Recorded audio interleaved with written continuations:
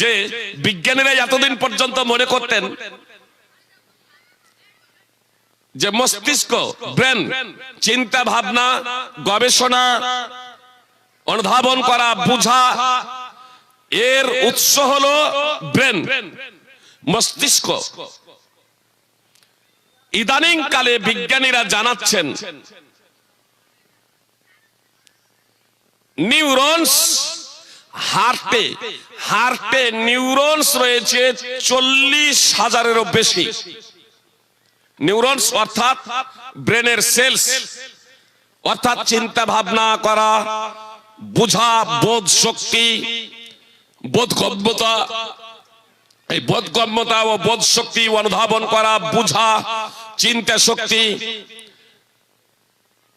বলছেন যে হার্টে 40,000-এরও বেশি রয়েছে, মানে মিনি ব্রেন। ইদানিং বলা হচ্ছে মিনি ব্রেন। এটা হার্টের নিজস্ব। ব্রেন ছাড়াই আজ থেকে প্রায় 17 বছর আগে এ প্রসঙ্গে আলোচনা করতে গিয়ে ব্ল্যাকবোর্ডে আমি তখন বলেছিলাম যে পাওয়ার হাউস যে দেখেনি, ট্রান্সফরমার দেখার পরে যদি কয়েকদিন ধরে লাইন না থাকে তাহলে সে বলবে ট্রান্সফরমার পুড়ে গিয়েছে, তাই তো? মানে খারাপ যদি হতো, হালকা যদি খারাপ হতো তাহলে তো একদিনে হয়ে যেত, 1-8 ঘন্টাতে হয়ে যেত। কয়েকদিন ধরে লাইন নাই, তখন কি বলে? ট্রান্সফরমার পুড়ে গিয়েছে। যারা কোনোদিন পাওয়ার হাউস দেখেনি তারা তো কি বলবে? ট্রান্সফরমার পুড়েছে, এই কথাই তো বলবে। কিন্তু ট্রান্সফরমার ভালো থাকলেও কয়েকদিন ধরে লাইন নাও আসতে পারে, তাই না? যদি পাওয়ার হাউসেই যদি আপনার মেন সমস্যাটা হয়ে থাকে তাহলে তো আপনার ট্রান্সফরমার লাইন আসবে না, বিদ্যুৎ আসবে না। তো হার্ট 2021 সালে যুক্তরাষ্ট্র এবং যুক্তরাজ্যের বিজ্ঞানীরা গবেষণার মাধ্যম দিয়ে এটা প্রমাণ করলেন যে হার্টেরও চিন্তা ভাবনা করার, গবেষণা করার, বোধগম্যতার 40,000 নিউরনস রয়েছে। এবং এই হার্টের যে বোধগম্যতা, চিন্তা শক্তি, গবেষণা করার পাওয়ার, এটা ব্রেনের সেলস থেকে 5,000 গুণ বেশি, 5,000 গুণ বেশি ক্ষমতা সম্পন্ন হার্ট। এতদিন পর্যন্ত আমরা কি জানতাম? হার্টের কাজ হলো রক্ত পাম্প করা। এ নিয়েও যদি গবেষণা করেন তাহলে আপনি স্রষ্টাকে পেয়ে যাবেন। হার্টের কাজ হলো রক্ত পাম্প করা।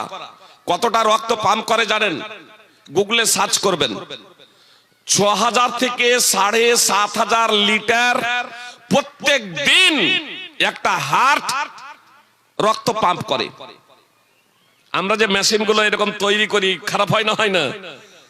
যে তেল ভরতে হয়, এ করতে, মুখ করতে হয়, তুমুক করতে হয়, বিদ্যুৎ দিয়ে চালাতে হয়, বিদ্যুতের বিল আমরা হিসাব করি না তো?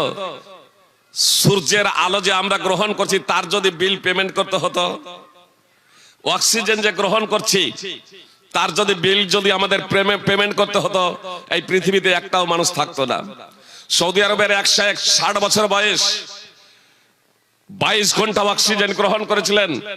যখন সুস্থ হয়ে বের হচ্ছেন তাকে বিল ধরানো হচ্ছে। 22 ঘন্টার অক্সিজেনের বিল যখন তিনি দেখছেন, অঝোর নয়নে কাঁদতে শুরু করেছেন সৌদির এক শেখ। তো যিনি বিলটা তাকে ধরাচ্ছেন তিনি বলছেন যে শেখ ক্ষমা করবেন, আপনাকে টাকাটা পেমেন্ট করতে আপনাকে টাকা পেমেন্ট করতে হবে না, আমি নিজেই আমার পক্ষ থেকে পেমেন্ট করে দেবো, টাকা আপনার পক্ষ থেকে টাকা পেমেন্ট করে দেবো।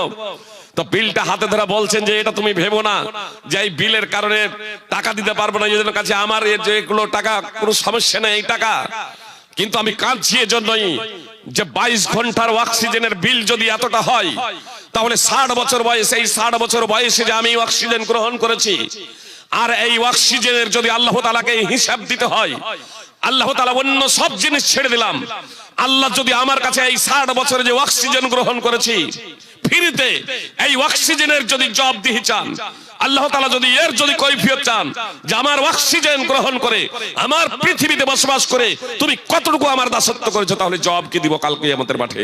এজন্যই আমি কাঁদছি, এজন্যই আমি আতঙ্কগ্রস্ত যে আল্লাহ তাআলাকে আমি জবাব কি দেব। সুপ্রিয় ভ্রাতৃবৃন্দ ও ভগিনীগণ, তো বিজ্ঞানীরা এতদিন পর্যন্ত বিজ্ঞানীদের মাধ্যমে আমরা জানতাম যে হার্ট রক্ত পাম্প করে প্রতিদিন আপনার ৬,০০০ লিটার থেকে ৭,৫০০ লিটার প্রতিদিন রক্ত পাম্প করে ফুসফুসে পৌঁছায়, আর ফুসফুস থেকে অক্সিজেন সংগ্রহ করে আপনার ধমনী শিরা উপশিরার মাধ্যমে দেহের কোটি কোটি কোষে পৌঁছে দেয়। ফুসফুস থেকে কার্বন ডাই অক্সাইড এবং বর্জ্য পদার্থ বের করে দেয়। এটা ছিল হার্টের মেন কাজ। ইদানিং বিজ্ঞানীরা জানাচ্ছেন 2022-এ যুক্তরাষ্ট্রের বিজ্ঞানীরা বললেন যে হার্ট যার যত সুস্থ ব্রেন তার তত ভালো। হার্ট যার যত ভালো ব্রেন তার তত ভালো। হার্ট যার যত সুস্থ ব্রেন তার তত সুস্থ। হার্ট যার যত খারাপ, হার্ট যার যত দুর্বল ব্রেন তার তত দুর্বল।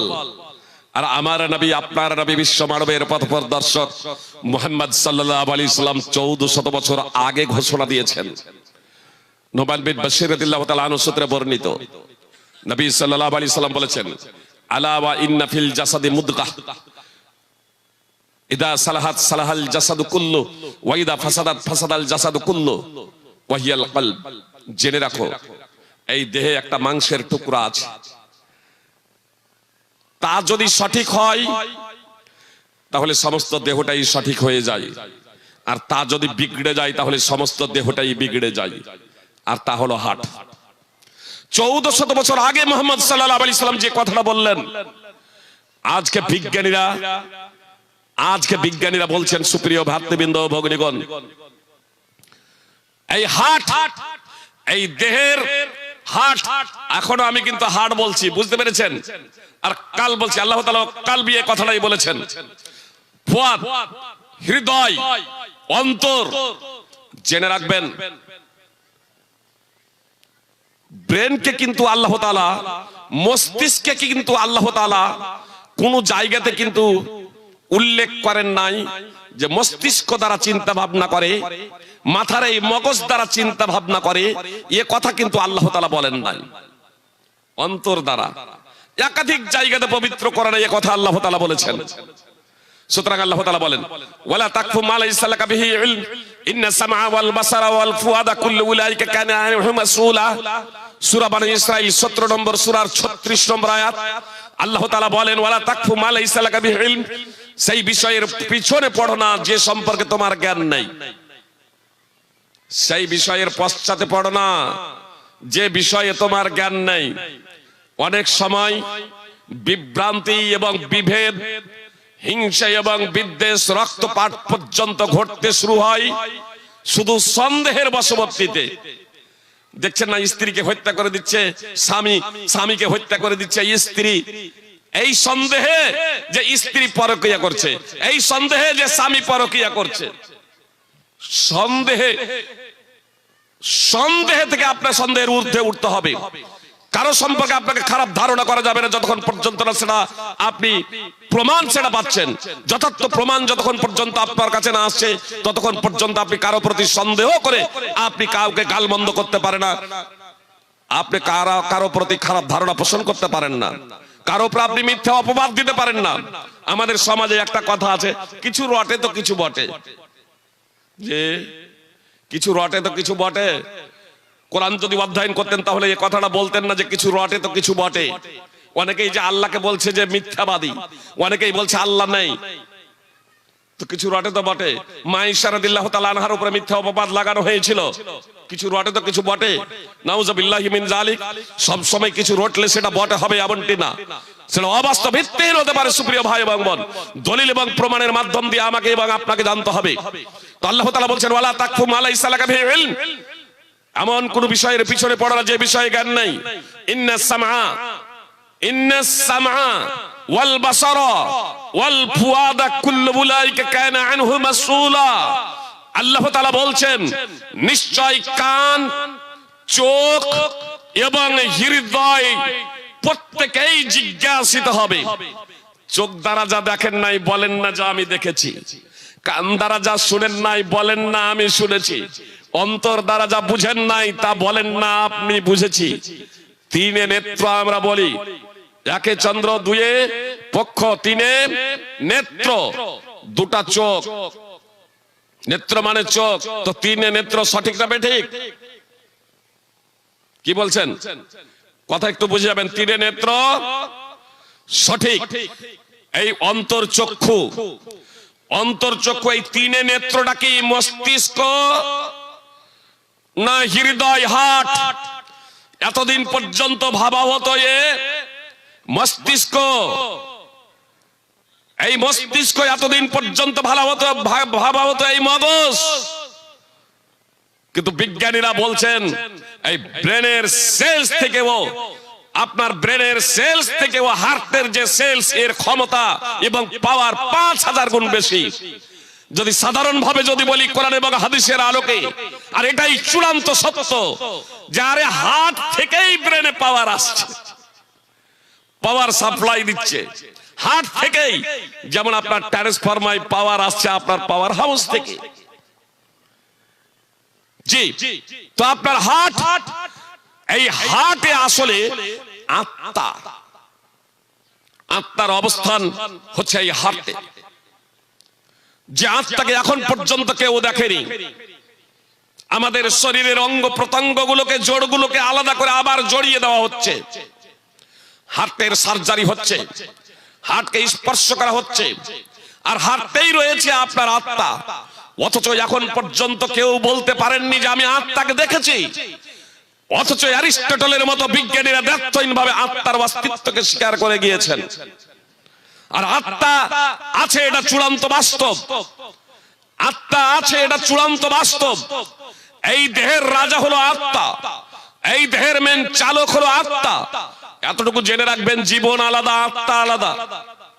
জীবন আলাদা, আত্মা আলাদা। ঘাসেরও জীবন আছে কিন্তু ঘাসের আত্মা নেই। ঘাসেরও জীবন আছে কিন্তু ঘাসের আত্মা নেই। ঘাসও মরে যায়, মানুষের মরে যায়, মানুষের জীবন শেষ হয়ে যায়, কিন্তু আত্মা মরে যায় না। তবে আত্মা সৃষ্ট, আত্মাকে সৃষ্টি করা হয়েছে, আত্মা স্থানান্তরিত হয়ে যায়। এই আত্মাই হলো আমি এবং আপনি। প্রত্যেক মানুষের আত্মা আলাদা। আল্লাহ তাআলা আদম আলাইহিস সালামকে সৃষ্টি করার পরে তার পৃষ্ঠদেশ থেকে আত্মা সমূহকে বের করে জিজ্ঞেস করেছিলেন, আলাস্তু বিরাব্বিকুম, আমি কি তোমাদের পালনকর্তা নয়? ক্বালু বালা শাহিদনা। তখন সকলেই বলেছিল, জি হ্যাঁ, আপনি হচ্ছেন আমাদের পালনকর্তা। সূরা আরাফ 7 নম্বর সূরার 172 নম্বর আয়াত। তো সেই আত্মা, সেই আত্মাই হলো এর শরীরের রাজা, সেই আত্মাই হলো এর শরীরের মেন। আমরা এখনো আত্মাকে চিনতে পারিনি, এখনো আত্মাকে বুঝতে সক্ষম হইনি। সুপ্রিয় ভাই এবং বোন, আমি আপনাদের যা বলছিলাম তা হলো এই যে তিনে নেত্র, এই নেত্র যদি অন্ধ যদি হয়ে যায় তাহলে দুনিয়াটা পুরো অন্ধ হয়ে যাবে। মানে হক বাতিল তখন আপনি বুঝতে পারবেন না, নেই অন্যায় আপনি বুঝবেন না, সত্য এবং মিথ্যা সম্পর্কে ভালোভাবে অবগত হবেন না। জি, সত্য মিথ্যা সম্পর্কে আপনি ভালোভাবে অবগত হতে পারবেন না, নেই অন্যায় আপনি বুঝবেন না। নেই অন্যায় বুঝার জন্য, সত্যকে বুঝার জন্য, সত্যকে উপলব্ধি করার জন্য আপনার এই অন্তরকে আপনাকে জাগ্রত থাকতে হবে। তিনে নেত্র, এটা সচেতন থাকতে হবে। তিনে নেত্র, এটা জাগ্রত থাকতে হবে। তিনে নেত্র, এই তৃতীয় চক্ষুটা খোলা থাকতে হবে। তৃতীয় চক্ষু যদি বন্ধ হয়ে যায় তাহলে আপনার জীবন ব্যর্থ। তৃতীয় চক্ষু যদি খোলা থাকে আপনার জীবন সফল। সুপ্রিয় ভাই এবং বোন, আর এই তৃতীয় নেত্রকে সচল করার জন্য, তৃতীয় নেত্রকে উজ্জ্বল করার জন্য, তৃতীয় নেত্রকে আপনার স্বচ্ছ করার জন্য, তৃতীয় নেত্রকে পবিত্র করার জন্য, তৃতীয় নেত্রকে আপনার পরিশুদ্ধ করার জন্য আল্লাহ তাআলা সর্বপ্রথম কোন আয়াত অবতীর্ণ করেছেন জানেন? আরবের মাটিতে নারীদেরকে জীবন্ত মেয়েদেরকে প্রথিত করা হতো।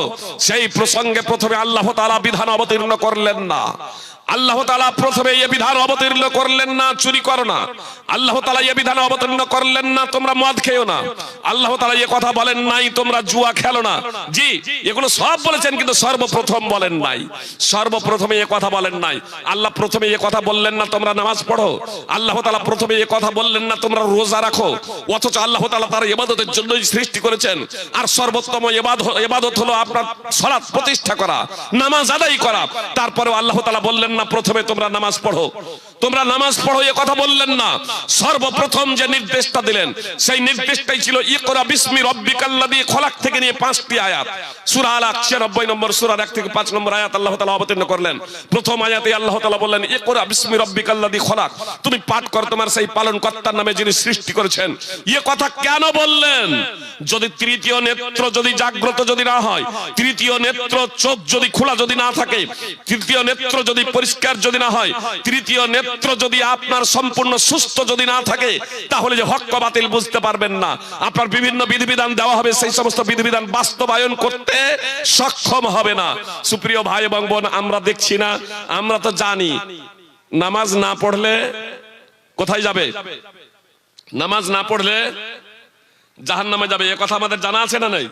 এ কথা আল্লাহ কোরআনে বলেছেন, এ কথা মুহাম্মদ সাল্লাল্লাহু আলাইহি সাল্লাম হাদিসে বলেছেন। সমস্ত উলামায়ে কেরামের ঐক্যমতে বেনামাজি জাহান্নামে যাবে। আপনারাও এই কথা সবাই জানেন, সমস্ত মুসলমান জানেন, নামাজ না পড়লে জাহান্নামে যাবে। আমি নামাজ পড়ি, আপনি নামাজ পড়েন, আমাদের কারো সন্তান সন্ততি, আমাদের কারো স্ত্রী, আমাদের কারো স্বামী, আমাদের কারো পিতামাতা, আত্মীয় স্বজন বেনামাজি আছে না নেই? বেনামাজি আছে। পৃথিবীর আগুনে যদি আমার সন্তান, আমার বাড়িতে যদি আগুন লেগে যায়, আমার বাড়িতে আগুন লেগে গিয়েছে, বলুন আমি নিজের জীবনটা নিয়ে বের হয়ে যাব? না আমার বাড়িতে যদি আগুন লেগে যায় আর আমার পরিবার যদি ঘুমন্ত অবস্থায় থাকে, সর্বাত্মক প্রচেষ্টা করব জীবনের ঝুঁকি নিয়ে তাদেরকে বাঁচানোর। কি বলছেন? শুধু ডাক দিয়ে ছেড়ে দেব? টেনে হেঁচড়ে কোলে করে চ্যাংদোলা করে হলেও তাদেরকে ঘর থেকে বের করব, ঘর থেকে বের করব। আমার চোখের সামনে আগুনে ঝলসে যাবে, এটা আমি সহ্য করতে পারবো না। আমার চোখের সামনে ঝলসে যাবে, এটা আমি সহ্য করতে পারবো না। সুপ্রিয় ভাই এবং বোন, চোখের সামনে ঝলসে যাবে, আপনি যদি আমি যদি এটা সহ্য করতে না পারি, অথচ আমি এবং আপনি জানি এই পৃথিবীর আগুন হচ্ছে ক্ষণস্থায়ী, পৃথিবীর জীবনটাও ক্ষণস্থায়ী। জি, কিছুক্ষণ জ্বলবে, কষ্ট হবে, তারপরে এই দুনিয়ার জীবনটা তো শেষ হয়ে যাবে, তাই না? আগুনটাও নিভে যাবে। তারপরেও তাই পৃথিবীর আগুন থেকে বাঁচানোর জন্য এত তাগাদা কেন, এত তৎপরতা কেন? আমি এবং আপনি জানি যে পৃথিবীর আগুন থেকে জাহান্নামের আগুনের তীব্রতা, প্রখরতা 69 গুণ বেশি, এবং পৃথিবীর জাহান্নামের আগুন কখনো নিভে যাবে না। জাহান্নামের আগুনকে স্থায়িত্ব প্রদান করা হবে, এবং যারা জাহান্নামে যাবে, যারা অপরাধী জাহান্নামে যাবে, জাহান্নামে যাওয়ার পরে আর মরবে না। আমরা এটা জানি। আল্লাহ তাআলা বলেন ইন্নাহু মাইয়াতি রাব্বাহু মুজরিমান ফা ইন্না লাহু জাহান্নাম লা ইয়ামুতু ফিহা ওয়া লা ইয়াহইয়া। সূরা তাহা 20 নম্বর সূরার 74 নম্বর আয়াত। যে কেউ অপরাধী হয়ে আল্লাহ তাআলার দরবারে উপস্থিত হবে, তার জন্য রয়েছে জাহান্নাম, তার জন্য নরক। সেখানে সে বাঁচবেও না, সেখানে সে মরবেও না, সেখানে সে মরবেও না, সেখানে সে বাঁচবেও না। অর্থাৎ যে জীবনটা লাভ করবে সেই জীবনটা না মরার, সেই জীবনটা বাঁচার মতো জীবন নয়। অনেকেই আত্মহত্যা করে অবসাদে ভুগতে ভুগতে, যে এই ধরনের জীবন পাওয়ার থেকে না পাওয়াই ভালো, আমি মরে যাব। কিন্তু জাহান্নামে মরতে চাইবে, মরতে পারবে না। জাহান্নামে মরতে চাইবে, মরতে পারবে না। সুপ্রিয় ভাই এবং বোন, আবু সাঈদ আল খুদরি রাদিয়াল্লাহু তাআলা আনহু সূত্রে বর্ণিত, রাসূল সাল্লাল্লাহু আলাইহি সাল্লাম বলেছেন, জান্নাতীরা জান্নাতে যাবে, জাহান্নামীরা জাহান্নামে যাবে। একজন ঘোষণাকারী ঘোষণা দেবে, এই জান্নাতীরা এইদিকে তাকাও। তখন জান্নাতীরা ঘাড় এবং মাথা উঁচু করে তাকাবে।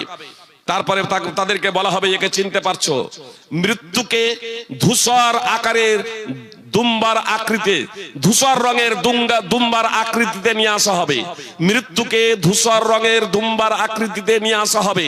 এবার তখন ওই জান্নাতীরা ওই মৃত্যুটাকে দেখে দুম্বার আকৃতিতে, পৃথিবীতে যেহেতু তারা মৃত্যুবরণ করেছিল, তারা বলবে হ্যাঁ আমরা চিনতে পারছি। জাহান্নামীদের দিকে ডাক দিয়ে বলবে এই দিকে তাকাও, তখন তারা ওই দিকে তাকাবে, চিনতে পারছো, বলবে হ্যাঁ চিনতে পারছি, এই হচ্ছে মৃত্যু। সুম্মা ইউদবাহ, তারপর মৃত্যুটাকে জবাই করে দেওয়া হবে, ওই দুম্বাটাকে জবাই করে দেওয়া হবে। তারপরে জান্নাতীদের বলা হবে যে তোমরা স্থায়িত্ব লাভ করো, আর তোমাদের মরণ হবে না। জাহান্নামীদের বলা হবে তোমরা স্থায়িত্ব লাভ করো, তোমাদের আর মরণ হবে না। এর দ্বারা জান্নাতীদের আনন্দ বেড়ে যাবে, আর জাহান্নামীদের ব্যথা, দুঃখ, কষ্ট আরো বেড়ে যাবে। সহিহ বুখারী এবং মুসলিমের হাদিস। সহিহ বুখারী হাদিস নম্বর 4770, 4730 সহিহ বুখারী। সুপ্রিয় ভ্রাতৃবৃন্দ ও ভগ্নীগণ, এত দ্বারা স্পষ্ট হয়ে গেল যে আমরা এগুলো জানছি, আমি শুধু আপনাদের স্মরণ করিয়ে দিলাম, এগুলো আমরা জানছি। মানুষ জাহান্নামে যাবে নামাজ না পড়লে, তারপরেও বেনামাজিকে নামাজি বানানোর জন্য আমাদের তৎপরতা নেই কেন? মুয়াজ্জিন সাহেব আযান দিচ্ছেন, হাইয়া আলাস সালাহ, এসো সালাতের দিকে। আমি নামাজ পড়ি, চলে গেলাম নামাজ পড়তে। যদি আমার ছেলে মেয়ে নামাজ না পড়ে, ছেলেরা নামাজ না পড়ে, ছেলেদেরকে নিয়ে যায় না। স্ত্রীকে বলি না নামাজ পড়ো, মেয়েদেরকে বলি না নামাজ পড়ো। এটা আমাদের সমাজের চিত্র, আমি বলছি সুপ্রিয় ভাই এবং বোন, এটা আমাদের সমাজের চিত্র যে আমরা কেন তাদেরকে জান্নাতে নিয়ে যাওয়ার জন্য আমরা তৎপর নই।